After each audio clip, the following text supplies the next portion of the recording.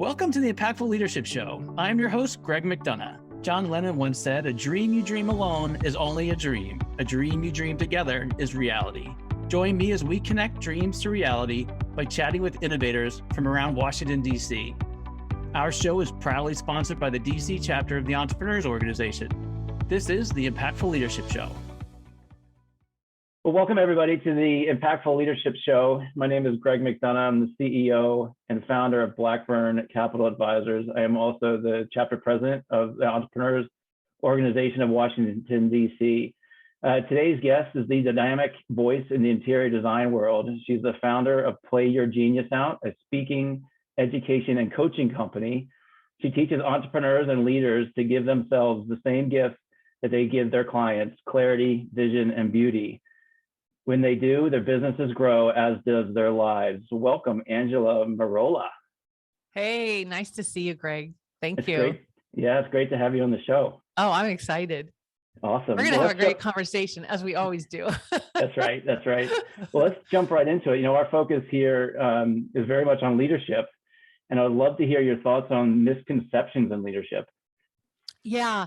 I think the first thing I want to talk about is this idea that businesses are just businesses, like an island in itself.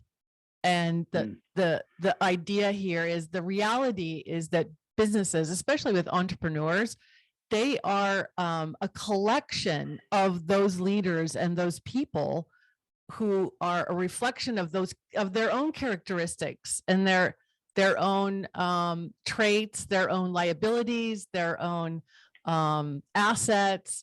And so you have this reflection of whatever the company is, of those traits from the leaders. And just to kind of give you an example, so let's say an interior designer, control is a huge asset in what they do, because they're just managing all kinds of different pieces of a project, and many projects all at the same time. So like having an intense sense of control is really an asset.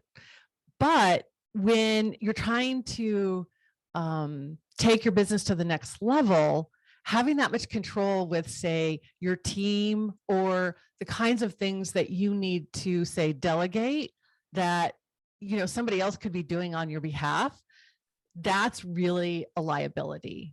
And entrepreneurs find themselves really running themselves to the ground because of that control. So it's really an asset in one sense. You know, it's like the key to running a really, or to the gift that you have of your craft, whatever that might be. Stay in control of that, but know that you've got to have a team of people that are helping you, and you've got to trust and let, you know, kind of the control go at that point. So in order to grow your business. Sure. Yeah. Let's expand on that a little bit. Right. You started your business, you're in control, you got your fingers on your projects, everything's going great. And all of a sudden now you get to a point where you've got to build a team that you need to let have their own control. Any thoughts or tricks or exercises or things to help these entrepreneurs actually let go of control? Yeah, that's a great question. I love that, because that's actually the best place to start. Is number one, think of a very low risk activity or task in your business, pretty low risk, and think about the kind of skill set a person needs in order to do that.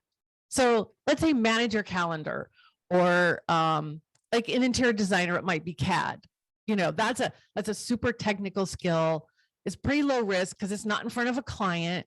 It's in the back. It's behind the scenes. You know, even things like cleaning your office, or, you know, some of those basic things that you tend to do yourself. So you think of something that's really low risk, and then you start thinking about, well, what does the person need in order to do this job really well, this really low risk job? And then you find that person, and then you just give them, you know, an hour or 2, 3 hours, you train them.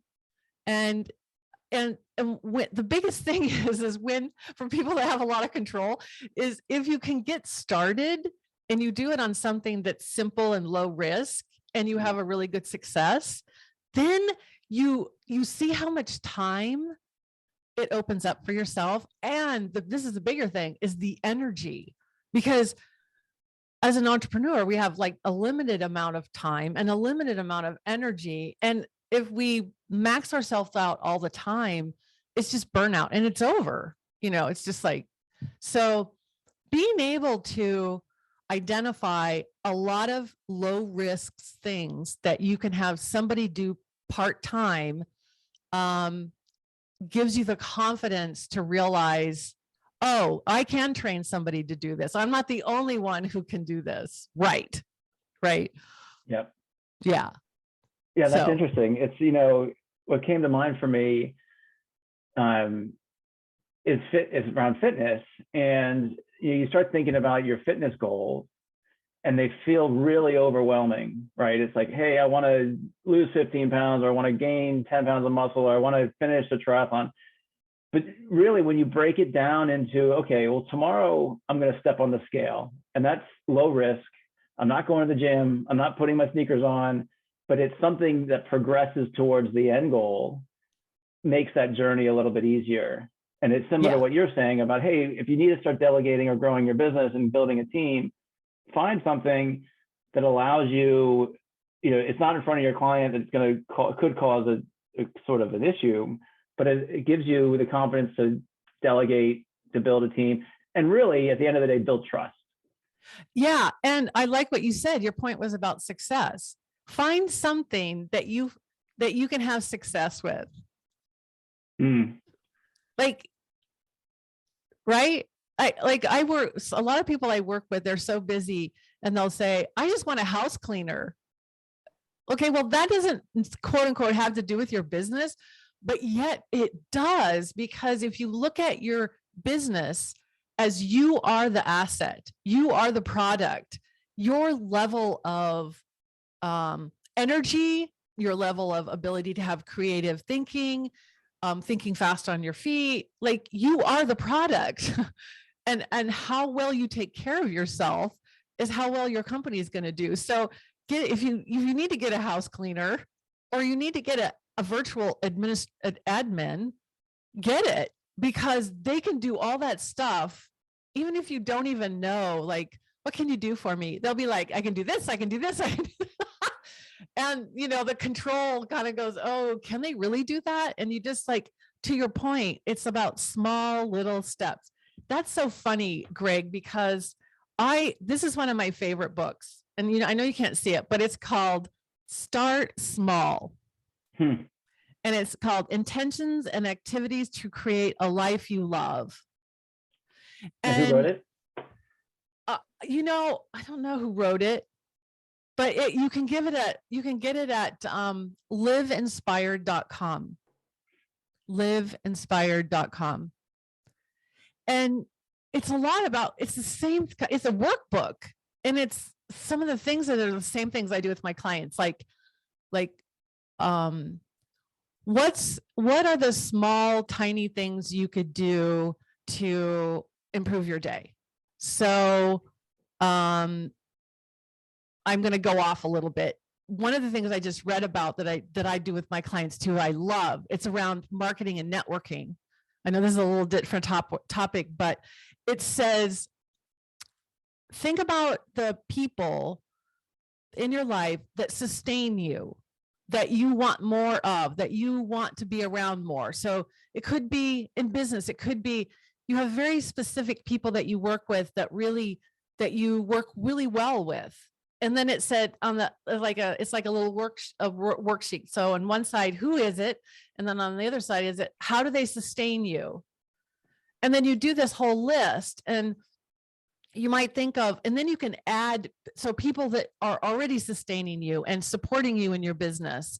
And that could be all kinds of different support, not just financial support. It can be positive support. It can be, they always have really great recommendations, or they're really positive. And then, but you can start looking at, well, who do I want to work with in my business? Say, what writer, what podcaster, what architect, what builder, what realtor, whatever your business is, who do I really want it? And then you start going out and finding with intention the kind of person who's going to support you versus just sort of sitting back and thinking, I'm going to go to this meeting and I hope somebody, I hope somebody shows up. So to your point, back to your point about starting small, it's like these little tiny thoughtful steps that you can do one at a time that over time, they build businesses. They build the kind of business that you want, how you spend your time, what kind of employees that you're going to attract. So I just starting small. It's just easy because we're also overwhelmed with everything. That's right. It's certainly right. As you were talking about, leading with intention and surrounding yourself with positive people and attract it. What came to mind is the opposite side of that are the energy vampires, right? It's those people and things in your life that are just sucking the energy out. Have you had any specific interactions with clients or help them through kind of identifying either side of that? Like, give us an example of oh yeah. So here's a couple of quick ones. The first, the really quick one is when you're around somebody, when you leave, do you feel better or do you feel worse? Mm. Okay. So that's how you know you have an energy vampire or whatever, someone who brings you down is when you're with somebody, you know that feeling when you're with somebody and you really connect and you feel better. You both feel kind of better as you walk away from each other, or you have even employees. This is a really interesting example. I have a lot of entrepreneurs who have employees and maybe they're like 40% of what they want and 60% they suck the life out of them. And they keep them because they're not sure they're going to find somebody because, well, they're still pretty good. They're still doing something. But here's the thing is you don't realize is that energy is a liability that you can never get back. And the thing about it is it doesn't just take your energy for that moment, that day. It goes like this. It's a trajectory downward day after day after day after day. And so look at the team of people that you have. Are they 50%, 40%, 70%, 80%? And the question is can I bring them up to get them to where I need them to be? Or do I need to cut my losses and find somebody that's 80% instead of 40% or 50? So those are like little tricks that you go, do I feel better? Do I feel worse? And then you look at that with your own team of your staff, the people that you work with. The thing about entrepreneurship is we got into this business because we want to have more of a say of how our business works, right? If we wanted to go work for somebody, which I worked for Fortune 500 companies. I had plenty of people that, they were telling me what to do. I would march, I would do the orders. I learned so much. Which is what I'm bringing into what I do now, but I do it on my terms now. I do it completely on my terms and I get to create what that looks like. So that's the beauty about entrepreneurship is you have a lot more flexibility, but yet you do have a whole lot more decision about what that looks like. I would imagine you're the same way. You have your own business and you get to call the shots about how things are going to look. And right. It's a lot of responsibility to think about all of those things. That's right. That's exactly right. And just to take the conversation a little bit higher, I find that those underlying aspects really support the purpose of what a business is. Yeah. Can you speak to that a little bit? Yeah. Yeah. So it's a really good point. And that is a sort of a higher level conversation. There's a certain level of self-awareness that comes along with being an entrepreneur, because the question that you have to ask yourself every day is, what do I want? What is my intention? And one of the things I do with my clients always is a visioning session. It's a carving out time. It's structured, guided time for somebody. It's like holding a space for somebody to dream and think about what it is they started this for and how they see this progressing and what it means for their product or service in the world, but also what it means for their own lifestyle. So it's like this whole big vision, and I get to create that space, ask the right questions. So when you walk away, you have a vision with words and pictures and goals and tactics, so that when you wake up in the morning, you don't have to ask the same question every day. Like, do you know what I mean? Sometimes you wake up and you're like, okay, what do I need to do today? Or which part do I need to work on? Or what's the, you sort of like you already know what you're going to do because you have that vision set and you have your path set. It's flexible, obviously. You get to decide, how fast, how slow, like which pieces you want to do, what has specific time frames on it, but it's yours. So I highly recommend doing a vision. It's really a visioning session, and it's really higher than sort of business planning. It's like all the reasons why you're doing this and how you envision this to look, and scalability. A lot of people think about their business and they have like a passion and they want to go start a business, which is awesome. I think all businesses have to have that thread in it to be really successful. But they don't think about, well, if this is wildly successful, what do I have to have in place and what's that going to look like, et cetera, et cetera, et cetera. So we kind of think small, and then this is a way of sort of thinking big. So my recommendation is to find somebody to do a vision session with, and it'll just be worth it. So you can wake up in the morning and know exactly where you're going, what you need to do, what your path is, for a year or more, depending on however long you want to do it. So let's build on that just a little bit. Let's assume we've got a listener, right, to this podcast who's sitting there right now going, I need to do a visioning session. Mm-hmm. What's the one thing, if they hit pause in a minute, that they should do? Like, let's say they're listening to this podcast and they want to spend 5 minutes to kind of put their toe in the water on a visioning session, hit pause. What's the question, or what's the first step in that you would lead them into? So I would say, what do you want? What do you want from doing this work? Mm-hmm. Why are you doing it? And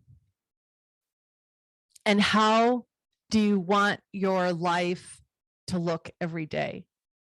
And back to that whole thing about starting small, we think about something really big that we want, but honestly, it is about every day we get up and we do these things, right?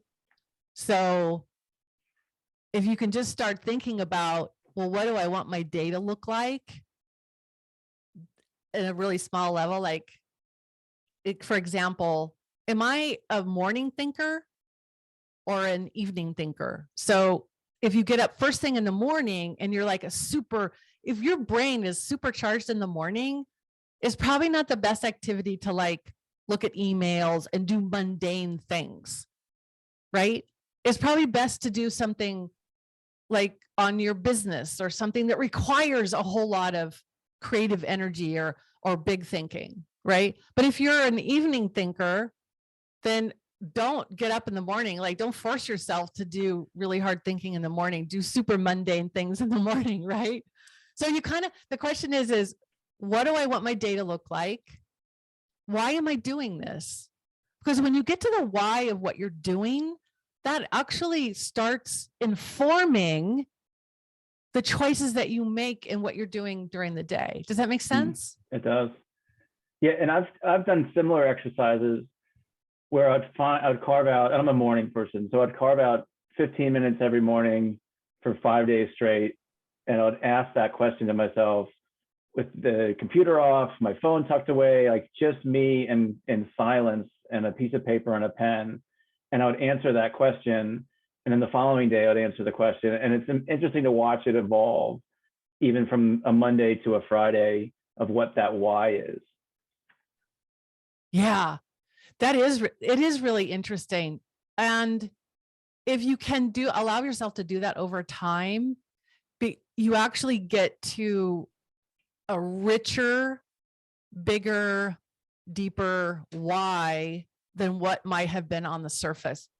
Because I have to tell you, what's happening in the world right now is such a huge shift between what we all used to do 2-3 years ago. We were going along in these massive consumerism and we were just moving along, everything was churning really high. And then all this happened with COVID and we all went, what do I really want? Like, was I really, and you look at the research, I don't know if you know this, but because I always look at this, I looked at the research before COVID happened and it was like 80% of the people surveyed said they didn't like their job. 80%. So wow. Then COVID happens. Well, it's no shock that people are like asking themselves, wow, I can't go back to that. What do I want? What do I really, really want?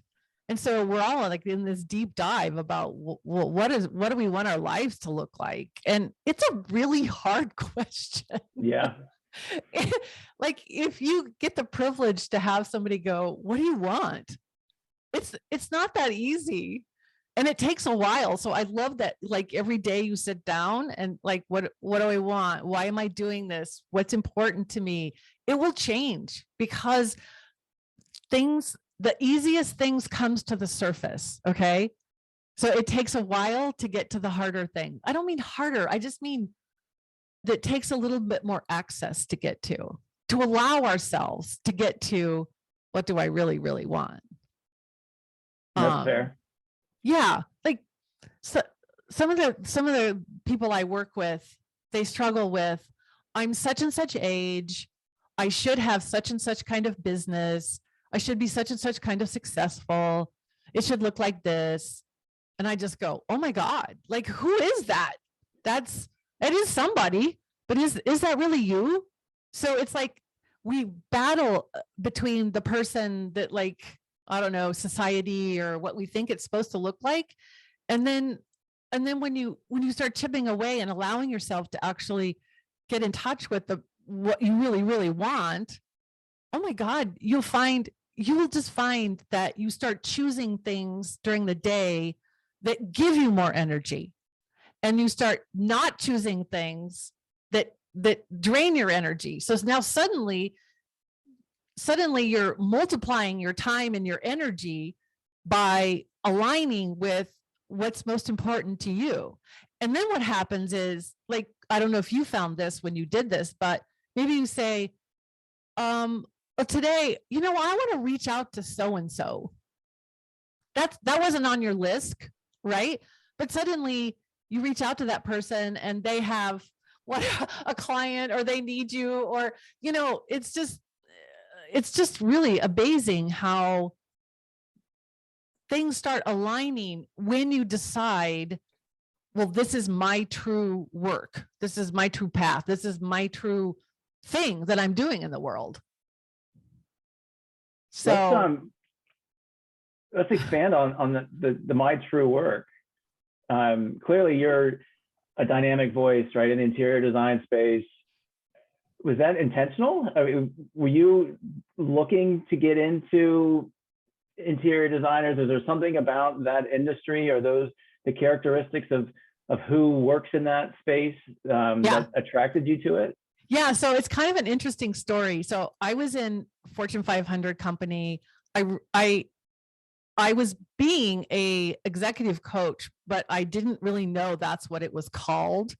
And it was like a natural thing for me because I have a psychology degree and I have all this brainstorming, facilitation, helping people think bigger and beyond and beyond. So I have all this training, but it wasn't really my job per se, but I worked in an industry where I just worked all the time. So I hated that part of it.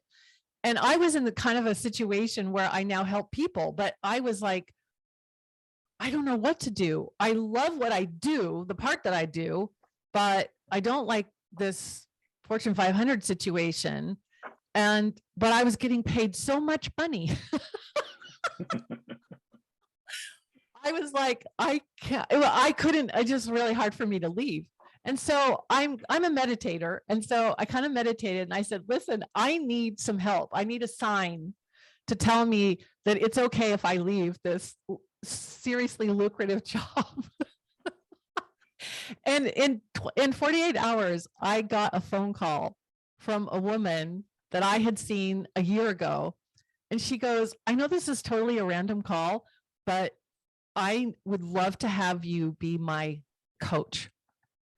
I need help with my job, my career, my life. I want you to be my coach. And I knew instantly that was like my sign. So I went and got my coaching certification, which took 18 months.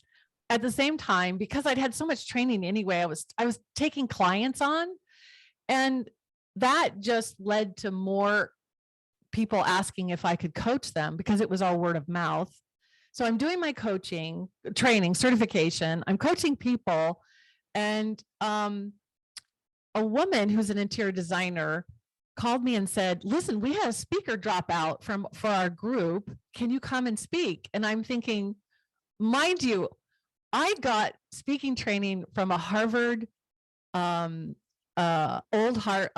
professor from Harvard that wrote a book. And I just called him and I said, I know this is a complete long shot, but I absolutely love your book.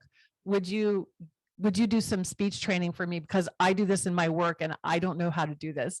I almost fainted one time when I was up giving a speech in front of the company. Anyway, so I had this kind of training also when she called me and I said, yeah, I'll do it. Well, it was a network of interior designers. And what happened is I fell in love with the fact that I had this solid business training background, and they had this solid, incredibly exquisite, creative space that they loved. And I think the two for me were a perfect balance of the business side and the creative side, and we could really help each other. And literally, I did no advertising. I got invited.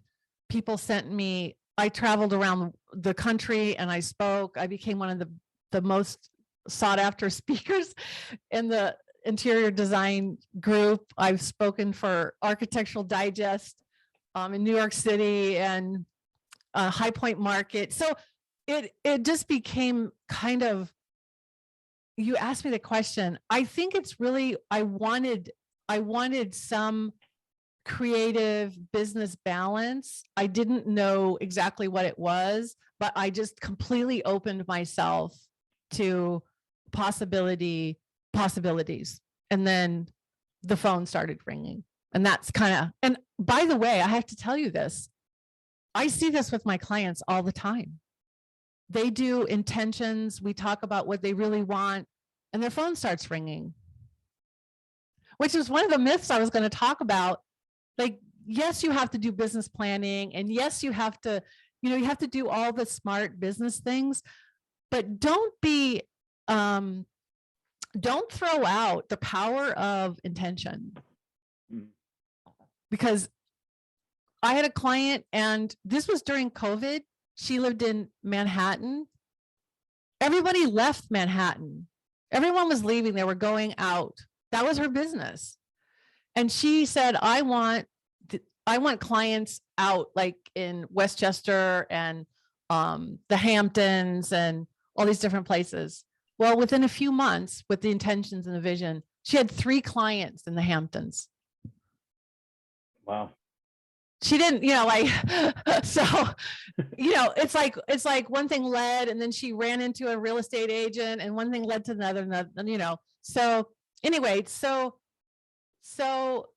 I guess when you ask me how I'm doing this, is I kind of stumbled onto it, but yet I was kind of intentional, but I wasn't specific. I just wanted that creative business balance. What was that first speech? What was the topic? Do you remember? Oh, to that group when that woman invited me. Yeah. Isn't it interesting how when you're in the moment, it feels random, but then when you've gone through the moment and you look back, it's a straight line. It's like, of course, that's how it was gonna work out. Yeah. So you mentioned you're working at a Fortune 500 company, you're sitting on the fence, you're contemplating going out and doing your own coaching. Yeah. What advice would you give yourself today? Give that person. So the Angela of when that was, what would Angela tell her while sitting on the fence? Yeah, I mean, that was 17 years ago. Here's the advice I'd give myself, and I would give anyone, is don't be so scared. Like, don't be scared. The thing is this is getting a little metaphysical, but I think our soul is screaming at us, telling us, like, go do something. Go, like, pick up the phone, take that walk, go do whatever that little itch is, or that little voice is, or that little thing that you really want to do, and you're doing this instead. Just go do it. Like, don't be so scared. Because I was really hung up on, everyone in my family worked for AT&T, all these Fortune 500 companies. Everyone did. I was the only one. My dad worked for IBM for his entire life. I was the only one in my family who branched out. So don't be scared. It's okay to step out. If you fall, you can go back somewhere, especially in this marketplace.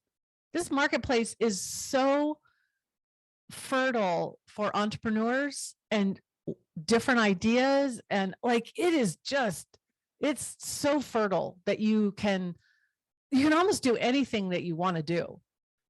That's powerful. It's really powerful. I mean, now's the time. Do you have a client story in which you've encouraged somebody? You just mentioned the lady in New York who was intentional, envisions having projects outside of Manhattan. Any client stories around them, scared to try something new, or that you've helped encourage? Oh yeah, I could go really small things, like hiring a virtual assistant, because it seems really, really scary, right? Because back to that control. To one of my interior design clients, stumbled upon a restaurant that was for sale, and in another state, and she was pretty scared, but she just always dreamed of having one. And we stepped through like little steps on what how to start asking questions. How much is it? Get what do you call it? A survey or whatever of the property, what kind of shape it's in, what are they asking for? Like, start taking all the steps, just like move in that direction. You don't have to make a decision. This is something interesting, I think, that could really help the viewers, is you don't have to make the decision that you are in fact going to go do that thing before just taking steps toward it. That's really powerful. Very I find powerful. that to be, because people, they think they have to decide before they go do something, and they don't. So just go take steps. She went and took steps. She ended up buying that restaurant. She ended up finding out there were people in that town that were famous restaurateurs that wanted to help her. I mean, she got all this support. Now she's redoing that one. And one of the people in that city asked her to redo his famous one. So, and this, by the way, this is a really important point. This is all during COVID, okay, when supposedly whatever. So just like the other advice, I guess, back to that other question, as I give myself, is anything is possible. Like, don't allow what it looks like on the outside that might not be possible just like, don't allow that, because when you have some intention and you have something that you want to do, it's going to happen. It's going to happen. It doesn't matter what, all these things that appear to be blocking you. I find that the biggest block for people to do things, including myself, is ourselves. Mm. That's the biggest block. It's right here.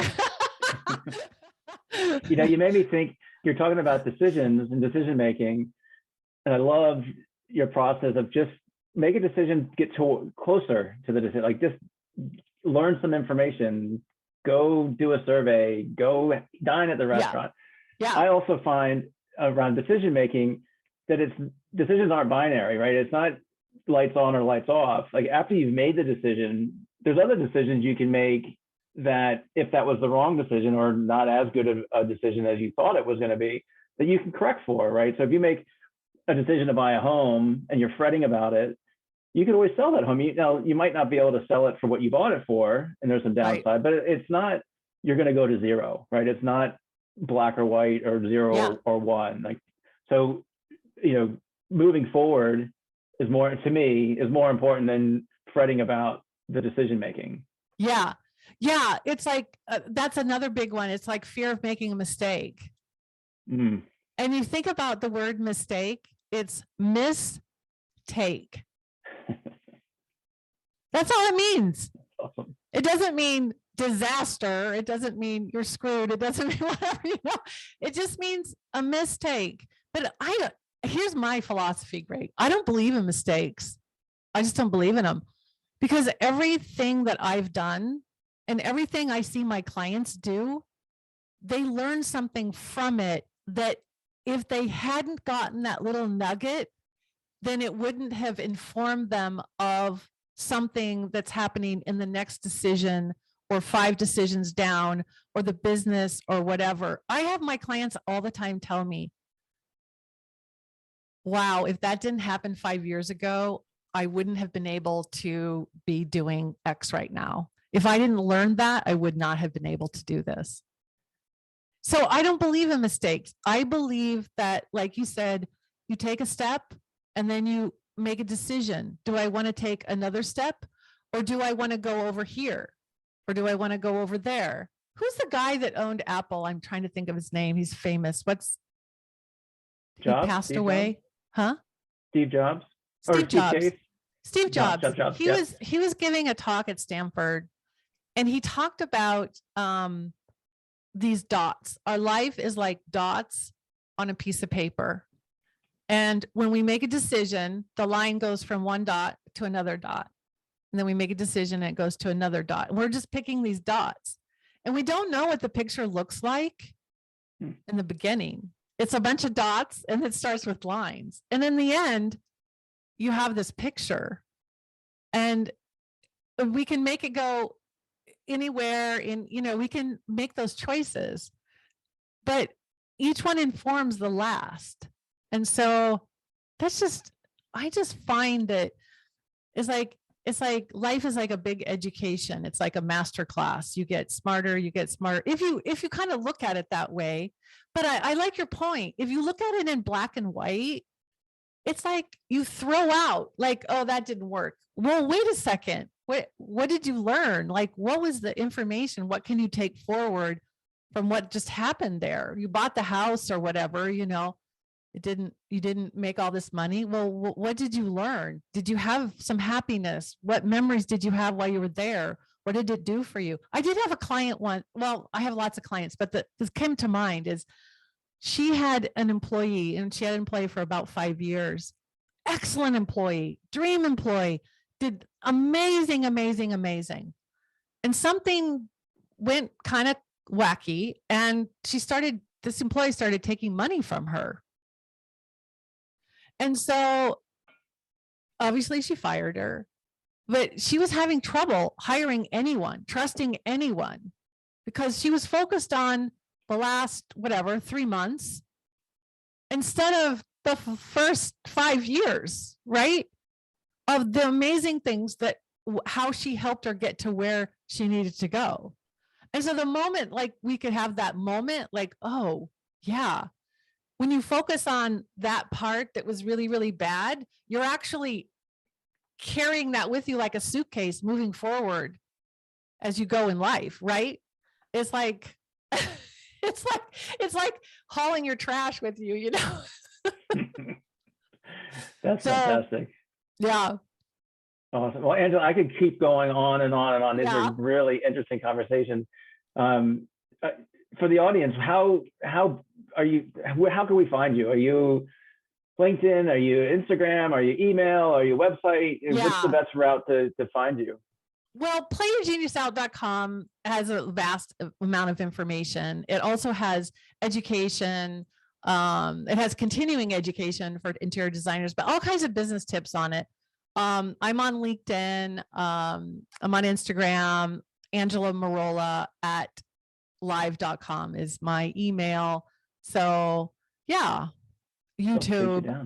I'm a talker, as you can tell. Yeah, we could go on and on. I love it. Well, it's so good to have you on our show, and I really appreciate your insights. Your focus on intention really spoke to me over these last 45 minutes, and so I think from here I'm going to take a little time for myself and lay out some new intentions. Oh, great. I'm glad. Well, it's always a pleasure to talk to you. I just, we could talk for days on end. So anytime. Thank you for having me. It was my pleasure. And that's a wrap, my friends. Thank you for spending your time with me. For show notes and other episodes, visit us at impactfulleadershipshow.com. One last food for thought. Walk on with hope in your heart, and you'll never walk alone.